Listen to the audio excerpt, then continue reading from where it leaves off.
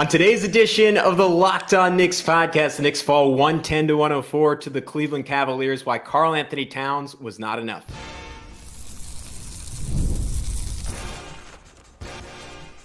You are Locked On Knicks, your daily New York Knicks podcast, part of the Locked On Podcast Network. Your team every day. You are Locked On Knicks, your daily New York Knicks podcast. I want to remind you that your favorite podcast now has a newsletter. That's right. There is a Locked On Knicks daily newsletter, the one-stop shop for the ultimate team and league coverage delivered right to your inbox. Sign up for free now at LockedOnDaily.com. That's LockedOnDaily.com. And start your day with the all-new free Locked On Knicks newsletter. Let's remind you that today's episode is brought to you by Game Time. Download the Game Time app, create an account, and use code LOCKEDONNBA for $20 off your first purchase. I want to thank you for making Locked On Knicks your first listen today. And every day we're now available on all platforms, so be sure to subscribe on YouTube and hit that notifications bell to ensure you never miss an episode, and be sure to do the same on your favorite podcast platform of choice. But who's shilling for subs? I'm Gavin Schall, your favorite play-by-play broadcaster's favorite play-by-play broadcaster, and now the Saturday co-host of the Locked On NBA podcast. So be sure to tune into that every very late night on Saturday and every Sunday morning. We're about to get into it with Ariel Pacheco and what was a disappointing loss. I want to give a quick recap at the top, because I realized we didn't do that, and a lot of times people listen and did not get a chance to watch the game the night before. So the Knicks started off shooting really poorly. They were down 17-10, 9.5 minutes in this one. It was a really tough two-way start for Karl-Anthony Towns, a couple offensive fouls. The Cavs were very comfortable attacking him on the other end of the floor. Jalen Brunson wasn't particularly good. OG Anunoby was pretty much single-handedly keeping the Knicks in the game with his brilliant defense. They managed to take the lead going to halftime behind some really tough shot making from Mikal Bridges, a great second quarter from Josh Hart where he was all over the place, rebounding the basketball, got a three to go, leading transition, and playing out of Jalen Brunson double teams. Ariel Hukporti made his debut in the Knicks rotation. He looked really good in doing so. In the third, behind some continued shot making from both star wings, they got the lead as high as 13 points. They were up 72-59. Right before Jalen Brunson got hurt, banged knees with Sam Merrill, came back into the game. But before he did, the Knicks could only score 8 points over the ensuing 8 minutes. Cleveland got back into it. The offense lost a lot of rhythm. Darius Garland went absolutely volcanic. He was the best guard on the court with Jalen Brunson and Donovan Mitchell. Played really good defense on Jalen down the stretch. Karl-Anthony Towns was quiet to the point that he was subbed out for Hukporti for 2 minutes in the fourth quarter. One stat that really stands out to me coming out of this game is from James L. Edwards of The Athletic. Opponents have now taken 127 threes to just 65 for the Knicks. It is something to watch. We talk about it a lot, where Karl-Anthony Towns has to be better right now with my buddy, Ariel Pacheco. All right, guys, as promised, lucky enough to be joined by Ariel Pacheco. I am putting a lot of weight on his shoulders to brighten my mood after a bummer of a Knicks loss. Game they led by 14 points in the third quarter, ultimately fall to Cleveland after a Darius Garland explosion down the stretch, 110-104. Ariel, before we get into it, welcome back to the show, man. Always good to talk to you. How's everything going? Always good to be on. Always a pleasure. Everything's good, man. I'm excited that we finally have Knicks basketball. It was a long summer, but it really was. Yeah, but we're back. So we're back. Not in the win column tonight, though. Where my head was at, and maybe this is unfair because it was certainly not a good Jalen Brunson game as he finished just 8 for 24 from the field. I am. All I was thinking after this game is, like, if the Knicks don't make the cat trade, I think they win this game with Julius Randle and Dante DiVincenzo, and that is a completely unfair metric to judge the third game of the Karl-Anthony Towns era. But that's what I had in my mind, because it still feels like we are running an offense that is designed to, in large part, like, play off your stars, creating everything, right? Like Jalen Brunson drawing double teams, getting it to Mikal Bridges, letting him kick it out, letting him score the basketball. And you're hoping you can do the same thing with Karl-Anthony Towns, because that's when the Knicks offense has flowed best since acquiring Jalen Brunson, is having two guys who can generate offense on their own, generate double teams. That is not really who Towns has been throughout his career. He's been arguably a top 10 to 15 offensive player in the league for the bulk of his career, but mostly on the strength of like what he does off ball and what he does attacking closeouts and hitting threes. And I don't know if it is on Tom Thibodeau to draw that up. I don't know if it is on Towns to seek that out a little bit more. But tonight, going against two elite defensive bigs in Jarrett Allen and Evan Mobley, like Cat struggled going one-on-one, like two different offensive fouls, trying to drive by Jarrett Allen, like had some success in the post, mostly did not look great there. Two fantastic passes to Mikal Bridges in the corner for threes when he was doubled, but outside of that was just not his night. Only took 8 shots in 32 minutes. How would you diagnose the performance? How would you look for solutions there? Because that was where my head kept going. The Knicks just need more from this guy to get to where they want to get to. They need superstar offense to make up for what you lose on defense with him playing center. And what we saw tonight was far from that. Yeah, that's a good way you put it. You need the offense to make up for the deficiencies that he has defensively, and that just hasn't been the case. And I don't think that it's all his fault. I just think that the offense has seemed, and I tweeted this out, but I thought that it was very obvious in the second half that the offense was really like just mismatch hunting. And mismatch hunting isn't necessarily a bad thing or inherently a bad thing, but I think that the way they were going about it was pretty it made the offense really stagnant. And it was more so, where's Garland, where's Sam Merrill, where are these smaller guards that give the Knicks offensive advantages. But I thought what it did was it really kind of made the game sluggish and slow and kind of a slow, methodical game, which again, the Knicks, especially these past couple of years, have been comfortable winning. But I think that with Cat, when these games get down the end of stretch and he's your 5 and Brunson is your 1, and we saw that in the second half as well with Evan Mobley running a lot of these inverted screens with whoever Brunson was guarding. And it really put the Knicks kind of defense in a bit of a pickle sometimes in the half court. But overall, I just think the offense seems very okay, find the mismatch, and then they'll draw 2 and we'll play off of that, as opposed to kind of forcing the defense to make decisions in terms of, Brunson and Cat are running this pick and roll. Are we going to help off of this corner from OG? Are we helping off this corner from Mikal? And there just hasn't been too much of that. And I also just think that they're using Cat mostly. His touches are coming out of the post, which he is effective at, and he has been good at, especially that right hook has been really effective. But I don't think that they've weaponized his shooting yet. I think I tweeted out the exact number, but I think it's 6. He's only taken 6 3-pointers in, I think, 88 minutes, which is just, it kind of defeats the purpose of the deal. If you're not going to kind of weaponize his offensive superpower, what makes him special on that end. And it just feels like they are still kind of working out the kinks. And I'm trying not to be too harsh because it's 3 games in, right? And these guys kind of were just thrown together over the offseason. And while I do think that it's okay to be concerned, I also don't want it to seem like, it's an overreaction, like Tom Thibodeau isn't doing his job correctly. Like, I'm not on that boat yet. But I do think that the offense, that there's a lot of low-hanging fruit that they just aren't grabbing at. Yeah, I think you phrased it perfectly. It is a lot of weight on Tibbs to maximize this. And I think I said as much when the trade was made, like this is as much an endorsement of Tom Thibodeau as it is like Jalen Brunson, a superstar that's ready to win, and saying like, hey, the Knicks have won one way and have had in Tibbs' defense, like incredible offenses the last few years, despite not having overwhelming offensive talent relative to some of the other star-studded teams in the league. Like 2 years ago, they got it done on the way to their offensive rebounding. Last year, they got it done like kind of how you just described on the brilliance of Jalen Brunson. But a lot of it was also, and we forget it because it was either not there because he was hurt or because he was ineffective in the playoffs, but also on the shot making of Julius Randle. And Julius is just flat out like one of the better like scorers in the league. Is that fair to say? Like he is just he is exceptionally good at forcing help, even when the Knicks didn't give him a lot of help and or a lot of spacing around him. And that's just not Cat's game. And to your point, like I feel like I'm just repeating what you were saying, but you hit the nail on the head. Like if he's not like he should be taking 8 threes or 10 threes. And that was part of my concern when they got him, is that like I'm going to pull up the numbers right now. Like Cat for most of his career has not been like a crazy high volume 3-point shooter. He peaked in that 1920 season taking 8 a game. Outside of that, he's never shot more than 6.3. Last 2 seasons in Minnesota, when he wasn't playing center, he was under 6.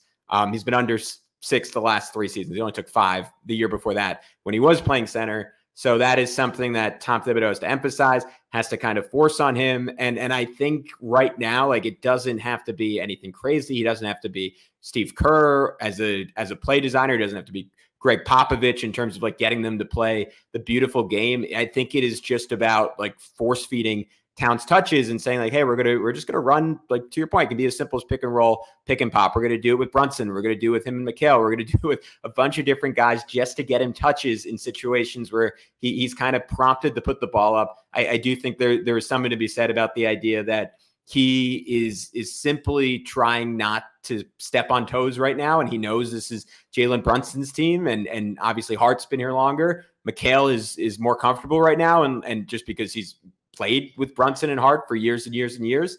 Some of this is fine. Like, teams take a while to come together. I heard it referenced on Knicks Film School the other day. Like the LeBron Heatles were 9-8 after their first 17 games. I think where this felt frustrating to me is that you got such a great game from both Anunoby and Bridges, and with some demerits, Hart as well. And you had that 14-point lead. You said it to me before the show started. Like, the Knicks had this one in the bag, and then Jalen Brunson got hurt, and they have it was a 6-minute stretch where they score just 8 points, and then it was over, and Cleveland had found their rhythm. This game just felt very, very winnable, and they couldn't pull it out. All right, guys, we're going to be back with Ariel in just a sec to talk about Jalen Brunson's struggles. It was not all about Karl-Anthony Towns. We'll get into that next on Locked On Knicks. But first, we want to tell you about our good friends over at Game Time. Game Time is revolutionizing the ticket industry. They have a new feature called Game Time Picks that makes getting tickets to see your favorite team play live even easier. Game Time Picks filters out all the fluff to show you only incredible deals on great seats, so you don't have to waste time searching through thousands of tickets. They are a game changer. I am super excited when I'm back in New York in a few weeks to see the Rangers play. I want to go to that November 12th game against the Jets. There's just nothing like live hockey. Your whole arena is shaking when someone gets checked into the boards. It is an incredible experience, and Game Time is the best because if you want to go to a hockey game like that, that's super competitive. They have a lowest price guarantee, which means if you find a lower price ticket on a different site, Game Time will credit you 110% of the difference. They offer seat views where you can get a panoramic view from your seat in the app before you buy. So take the guesswork out of buying tickets with Game Time Picks. Download the Game Time app, create an account, and use code LOCKEDONNBA for $20 off your first purchase. Terms apply. You can create an account and redeem code LOCKEDONNBA for $20 off. Download Game Time today. What time is it? It's game time. Yeah, to touch on something you brought up earlier with Julius Randle, and I think the thing with Randle is that he was always capable of drawing two defenders, and that led to a lot of the driving kicks, the open shooters. He could bend a defense consistently, and I think the difference with Cat is that his best offensive talent comes off the ball as opposed to Randle, who's on the ball. And I think that they aren't utilizing his off-ball ability enough, and that is leading to sort of not a shot creation gap, but sort of a like rhythm gap offensively, where like it just feels like the offense is more taking turns and as opposed to playing together. There's just a lack of synergy. Again, nothing that I'm like overly concerned about, but it is something that I'm keeping an eye on going forward. But without utilizing that ability, I think it makes the game a little harder just for even though they had good games tonight, but like an OG or a Michael, because in theory, when you have more spacing and you're getting that spacing from the five, the bar for shot creation, it gets a little lower because it's a little bit easier. If OG has more space to work with, his handle doesn't have to be as good as your typical shot creator probably would need to be. And I just think that a lot of that is just kind of missing right now. And I do think that over time we'll see it improve. And another thing to mention shortly is just that like Tom Thibodeau, historically, in his time with the Knicks, like it's been slow starts. Like it takes him like 20 games before he really kind of understands his team and really like shifts the rotations and makes the like proper adjustments. So even if it's a slow start, 10, 15 games in, I still won't be hitting like the massive red panic button. But I understand why people are looking for immediate results when you're making these big deals, right? You want to see that, okay, it was worth giving up these players that we grew, to love over these past couple of years, like Dante and Randall. Yeah. Now, if I'm being honest, there is something about it just being Cleveland that really grinds my gears. It's Also, like, come on, we own this team. We own this freaking team. I think that there's a little bit of that, and being like honestly like maybe afraid of them is too strong, just because the Knicks have such a good track record with them, and Jared Allen did not have to deal with the bane of his existence, Mitchell Robinson, tonight. So there's something to be said for that. But Garland, like we said it before, what did he have? 14 points in the fourth quarter. Like the shot making from him down the stretch was just obscene. It was ridiculous. Like he was like going at Deuce, like Deuce was campaign in the fourth quarter, like blowing by him for a layup, like hitting a three in his eye. At one point, McHale switched onto him and he just kind of hit McHale with a little rip through, and Garland just so fast that you saw it felt kind of like a prime Damian Lillard thing, where like you're just on your heels for the drive. And like McHale like stunted back when he did the rip through and he just banged a three in his eye. Another one where like Brunson was trying to hedge and McHale was trying to recover over a screen, and there was a little gap there, and he just bombed like a 26-footer in it. Like he was the best guard on the court, and that's where you look to the other Knicks point guard, not the other Knicks point guard, the other star point guard on the floor, I should say, Jalen Brunson, who we said did not have his best night, notably banged kneecaps with Sam Merrill in the third, went to the locker room. So very possible he was operating at less than 100%. But I thought this was the first game after he was, despite the Knicks being down by so much, like super efficient for the most part against the Celtics. And then obviously, like, despite seemingly like not having like his A+ game against the Pacers, like felt like he could do whatever he wanted and was just dictating action. Like it kind of felt like Cleveland's defense was able to dictate to him. And part of that, you give a lot of credit to Mobley and Allen, who I thought were just so good at being in phase and like knowing when to help off Knicks shooters, knowing when to not help off Knicks shooters. And despite the spacing that was supposed to make this impossible, did a good job for the most part, providing help at the rim on Jalen Brunson. And Cleveland was obviously not afraid to throw double teams his way. And the Knicks mostly did a really good job combating that. I mentioned it before, but you had the play where like they just flat out threw two guys to him after he got the switch on Merrill, and Bridges flashed to the free throw line. Brunson hit him, kick out to Deuce. He beat another double with like a really nice, like kind of like not even facing the Bridges, like pocket pass to him. And where Bridges hit like a little fadeaway. But overall, it was like not, you kind of want Jalen Brunson to be the best guard on the floor in this type of game. And he wasn't. What did you see from him? And like, what can the Knicks continue to do to make his life a little bit easier with, at least for now, so much weight on his shoulders? I think it's just more of what we've been talking about, where I don't think the guys on the court are necessarily making the game easier for each other as opposed to just like playing on the court together.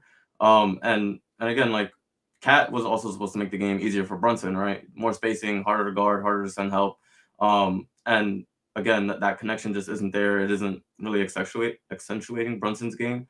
And I think we're just seeing him having to create against a lengthy front line in Cleveland. And they deserve a ton of credit. Like you said, Mobley and Allen, I thought they played great. I thought Dean Wade was really good as well.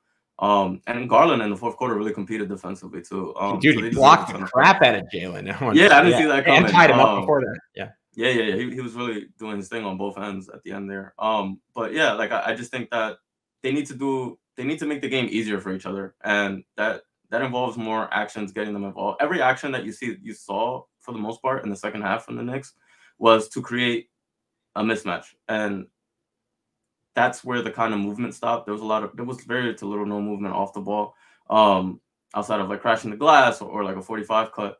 And I think that, I don't know, it's just very limiting in terms of you're relying on Brunson to be like incredible. And today he just wasn't incredible, which is normal. That's okay. But you would like to see him get easier shots. You would like to see the offense get easier shots. And you don't want it to feel as like sluggish and like difficult as when you have that much like offensive talent around your best player. So yeah, it's just something that we'll have to see how that goes. I think it was my biggest concern when they made the deal that you were just putting a little too much on Jalen's shoulders. And even on a night where like Bridges and Anunoby are fantastic, and we can get into that in just a sec. I mean, offensively, they combined to shoot 16 of 28 from the field, combined for 34 points. Like Bridges played 40 minutes, Anunoby played 37 minutes. Hart was not perfect, but he had 16 points. Like it is, and Deuce shot the ball well. Like I think I think that is that, like, maybe to be even more specific, like to pinpoint where my agita is coming from, where there really shouldn't be, like against the Cleveland team that is, I think, just going to be a regular season monster. Like, I wouldn't be surprised if they end up winning 58 games this year with relatively good health. Like there shouldn't be a lot of existential dread coming out of that. And you, to your credit, seem much calmer than I am. And I realize this is kind of an in the moment reaction, but you just so much good happen in terms of Anunoby, Bridges, Hart, and Deuce, like all nominally having good offensive games. And it still felt like so much had to come from Jalen, and so much was on his shoulders.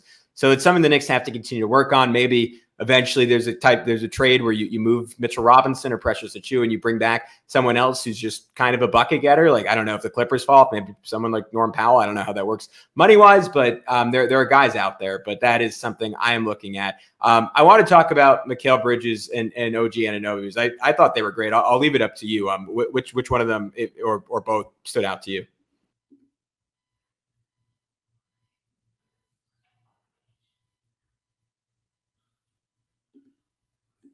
Yeah, I mean, they both were awesome. I thought Bridges' screen navigation since the Boston game has been much improved. I think that he's really competing now defensively. I think that his confidence in his shot is coming back. You can see it. And that little mid-range just feels automatic every time he's taking it. That little short, like 15-footer. So I really enjoyed his game tonight. I thought you kind of saw the vision with the wings tonight in particular, where you saw OG be a menace on defense. That block he had, like to start the game on Donovan, coming over from the weak side was incredible. And I think he's just like, you can see him when he's off the ball and he's stunting at defenders, like he just covers so much ground, and he just makes lives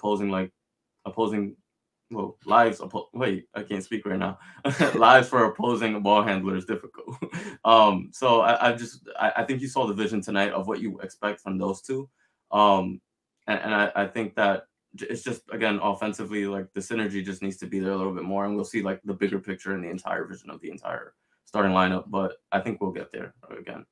Yeah, I thought both of them were amazing. OG was basically the only thing keeping them in the game earlier, where they just shot the ball like horrifically. They scored 10 points through the first 9.5 minutes of this game, and yeah, that block on Mitchell, that was one that stood out to me. Just an amazing rotation, kind of flashbacks to the Sixers series where he did that over and over and over again. I loved him, like second straight game he came out like really aggressive offensively. Like I think it was the second possession of the game where he went right at Donovan Mitchell for a short pull-up jumper. He got Garland on a switch at one point and like was trying to seal him, and Garland did like a really good job competing and getting back in front of him. But the Knicks were patient with it, which I loved, because last year it felt like OG's offense, until they had all the injuries, was just such an afterthought. But like they waited for him to get position, got the seal. Help came over, and he just had this like nasty reverse spin move into like a lefty layup. And I've almost outside of that one game against the Pacers where he pulled his hammy, like I've almost never seen him be like that decisive, that aggressive on offense. And it was great. The way he's just like, it's a little scary just because of his injury history, but like he's like lived on the floor, like to your point, like just jucking in on doubles and like stripping the basketball over and over again. Late in this game on defense, like just a really smart play, doubling Mobley, who had done like a nice job both when Hukporti was in and Cat was in, just going one-on-one and getting to his hook shot. And Anunoby like saw it coming, blindside came over, Mobley had to kick it out, led to a shot clock violation, gave the Knicks a chance late when they were down by either 4 or 6, getting an interception where he just seemingly like apparated out of nowhere. I thought he was incredible. And then Bridges, you nailed it on the screen navigation, had one early that led to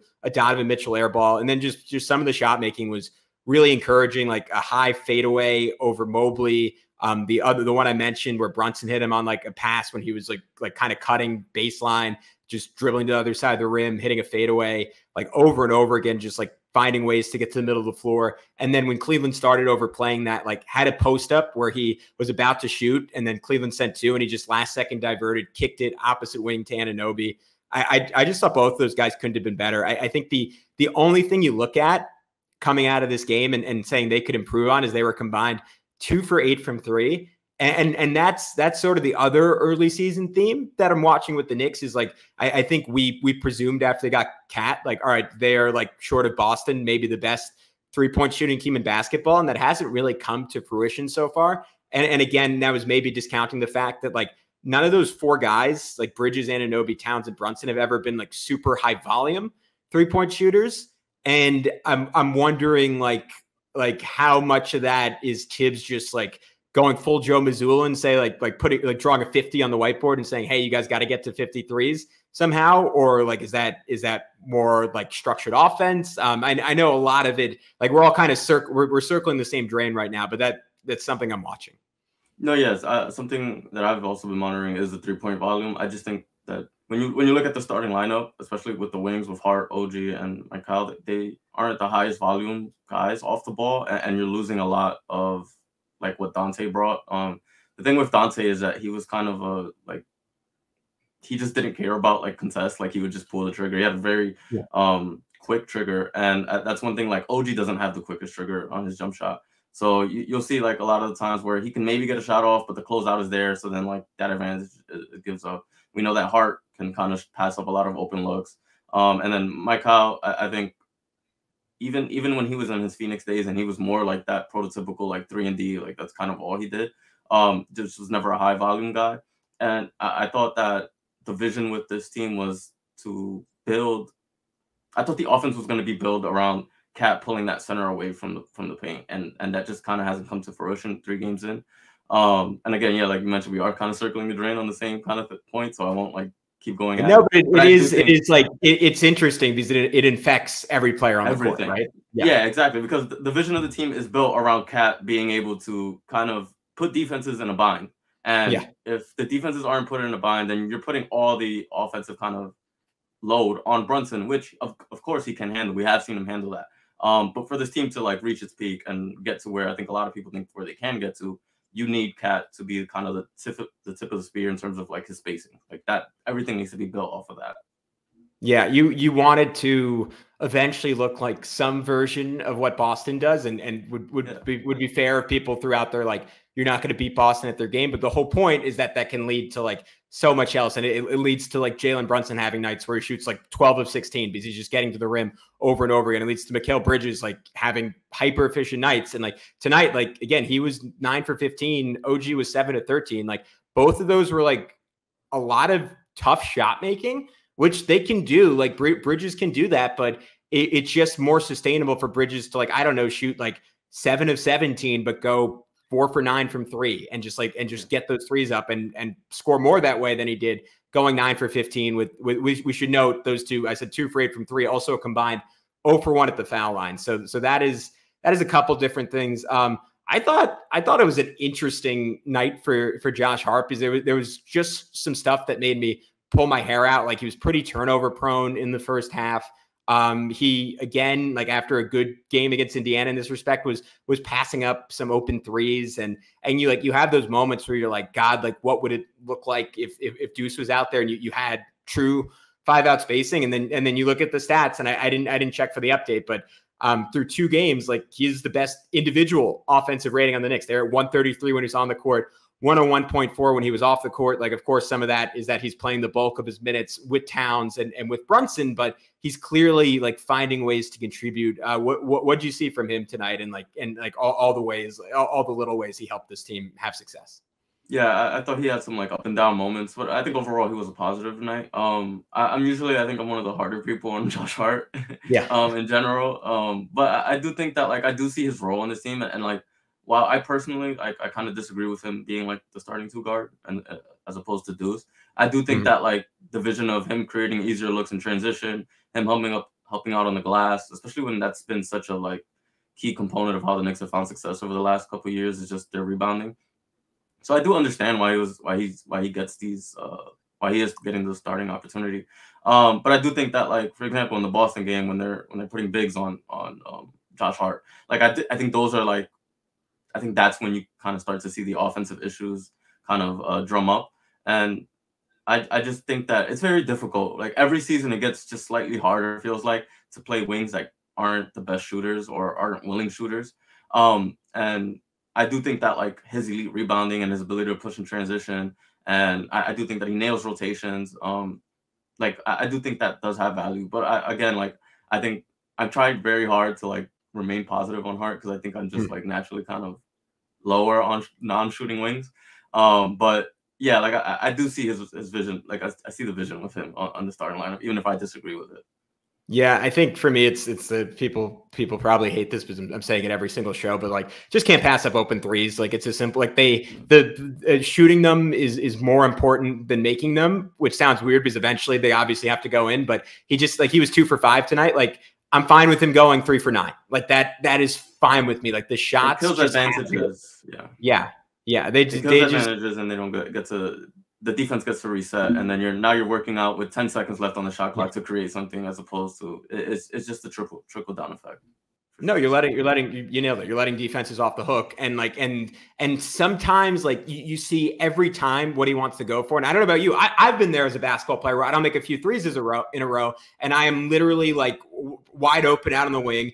And you're pump faking and you're praying like, please close out of me hard. Please close out of me hard. And he's like good enough athletically that like sometimes that works and sometimes he gets by and sometimes he makes a play. But it's just not as good as like him just firing it up, because like at that point, to what you're saying, like it's usually late shot clock, and like someone like Mobley can say, all right, I can rotate off of OG Anunoby now because there's 6 seconds on the clock. And if you kick it to OG, like that's only one more rotation we have to make, and we're out of the woods. That being said, I thought there was a lot of other great stuff from him, like the tip he had over Jared Allen falling out of bounds to Mikal Bridges was just like classic Josh Harden, like everything you got from him in the playoffs. Like I don't know about you, like I got off my couch and like fist bumped after that one. That was awesome. Like the threes he did make were really nice. Like just had some great defensive moments, like one where he stripped Donovan Mitchell, like hit Deuce on like a secondary break. He actually, like the play in the second half where Cat like pivoted baseline and threw that just absurd, like one-handed whip pass to Bridges in the opposite corner. I saw Tom Piccolo point this out. I didn't notice it live.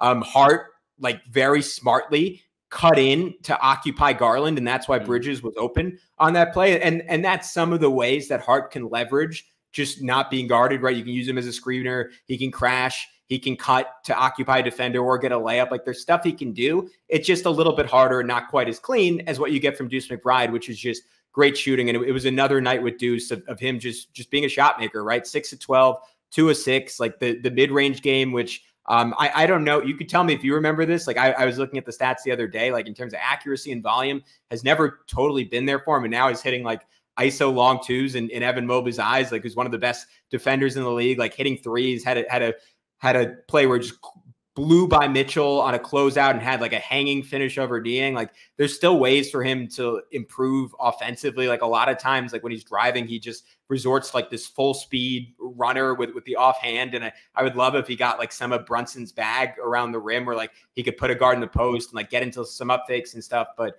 man, not a lot of bad things to say about Deuce McBride. I thought this was another really good night for him.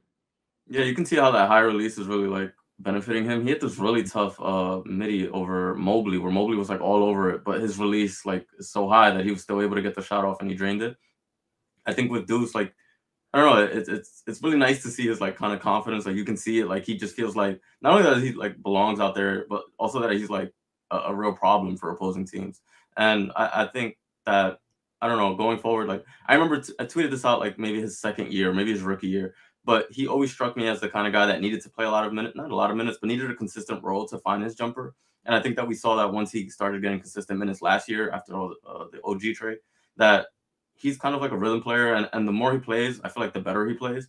And I don't know, it's been really like enjoyable to watch his kind of growth since his rookie year and how far he's come. But it's awesome to see that he's a legitimate 6 man of the year candidate now. Yeah, I mean, it's one of the great player development stories in the NBA, between that and Emmanuel Quickley and Jalen Brunson taking the steps he's taken. If you're a guard and you're looking a little bit iffy in terms of if you're going to make it in the NBA, you would hope to be drafted by New York. You would hope to go sign with New York, because their track record is pretty obscene at this point, and it gives me a lot of hope for what Tyler Kolek is eventually going to be. But let's finish on a non-Tyler Kolek rookie. The one that we probably thought a few months back was least likely to end up in the Knicks rotation, lo and behold, we got Ariel Hukporti, your namesake, kind of, sort of. He somehow did not score in this game, which is amazing because it felt like he had a monumental impact. Of course, the play of the game was wiped off the board because in slow-mo replay, you saw that he took Evan Mobley's hand out of the air when he was just dunking all over him on a ridiculous dive. It's still kind of questionable. I didn't get a chance to look at Tom Thibodeau's post-game presser, so I'm going to look it up while we talk. I'm not sure what he said about this. It seemed like Jericho Sims had a heating pad on, but it might have just been a decision to play Hukporti over Jericho. And I thought the rookie, by all accounts, like a really tough challenge in his first non-garbage time minutes going up against Mobley and going up against Jared Allen. Like he looked really good, and I kind of want to see more of him. Yeah, he has really good feel on both ends of the floor. And what I mean by that, like feel on the defensive end, is just like you can see him when he's in drop, like his hands are active. And what that does, it kind of mitigates the guard from like pulling up, and it just buys whoever is guarding the screen enough time to get back in front of the guard. And you saw that a lot, especially in that second quarter stint. His second quarter stint was literally like almost picture perfect. And he didn't score like you mentioned. I just think he knows where to be. He boxes out. There's a play where it didn't lead to anything particular, but the Cavs got a board and they're in transition. You can just see him sprint down the floor. He has an incredible motor. I'm a big fan of his positioning. And I think with the Hukporti versus Sims argument, like I was kind of there when I watched his like film stuff from his draft stuff, that you can kind of see that he could play immediately just because he knew where to be. He knew what to do. And he just knows how to screen. He plays hard. And I think that he just has a better feel on the court on both ends of the floor, actually, than Sims. So I've been a proponent of just playing Hukporti off like almost immediately. And I also think that he outplayed him in preseason. So like I'm glad that he got a shot, and I'm glad that he made the most of it. And I think that he will be the big until Precious comes back. Yeah, I double checked it. Tom Thibodeau said no injury for Jericho Sims. Just wanted to get a look at him, and you know what, that is not a decision I think Tom Thibodeau of 2-3 years ago makes. So give some credit to Tibbs for trusting the rookie. And I think the one other thing there with Hukporti is just the rim pressure he can apply going downhill, and like the Knicks' ability to go 4 out. And we saw that a little like when the Knicks had all the injuries last year and Precious Achiuwa was playing center. Like it was kind of the first time in Jalen Brunson's career, like he was, or I'm sorry, I should say his Knicks career, because he had a nice lob connection with Dwight Powell in Dallas, but he was playing with a big that like goes downhill looking to dunk. And Mitch gives you some of that, but Mitch is just kind of slow and like not quite the athlete he was when he first came into the league. Hartenstein, obviously, more often than not would short roll and look to be more of a playmaker or look to hit the little flip shot. Obviously, you're going to have that when Precious is back, and maybe that's it for Hukporti's minutes. If Precious is kind of exclusively playing backup center, but like we saw on that would-be dunk that lit up MSG. Like he is a scary sight going downhill, and you thought that's what Jericho Sims would be, and Sims is obviously like an explosive leaper, but for whatever reason, it's never totally worked out. I think part of the difference is that Hukporti is just physically much larger. Like he's probably like 2 inches taller, maybe 15, 20 pounds heavier, or at least he looks like that. It is intimidating him going downhill. And when you play him, like I wrote it down, like one of the lineups the Knicks had with him was Brunson, Deuce, Hart, OG, Hukporti. Like you throw McHale in there for Hart and there's no one to play off. Like I want to see him and Brunson running pick and roll all day. Like I don't really know what you do with that as a defense. Maybe it's just daring Hukporti to kind of be like a short roll playmaker and sitting back and counting your guard to get around the screen. But I think that could be really fun. Yeah, he's a great screener. I think he could free Brunson up. I just like I think that when you watch him play, you can see that he can play. Like as simple and as basic, like it's not in-depth analysis, but you can kind of just tell when someone belongs out there and he knows how to play the game. And I think that he's exactly what Tom Thibodeau wants from like a backup big. He's just gonna screen hard, he's gonna roll hard, and he's gonna box out and grab boards and protect the rim. And that's all you really need from him. To get someone who can play right away with a 58th pick, just another win for Walt Perrin and the Knicks front office. It was not a fun game. It is always fun talking to you, buddy. I had a great time as always. Before I let you go, thank you. Can you let everyone know where they can find you on social media and see all your great work? Yeah, just follow me on Twitter at @PachecoNBA. All right, I say it every time you're on. It will make you a smarter NBA fan, a smarter Knicks fan. Thank you so much. Thank you so much to everyone who tuned in, and we'll be back very, very soon with more Locked On Knicks.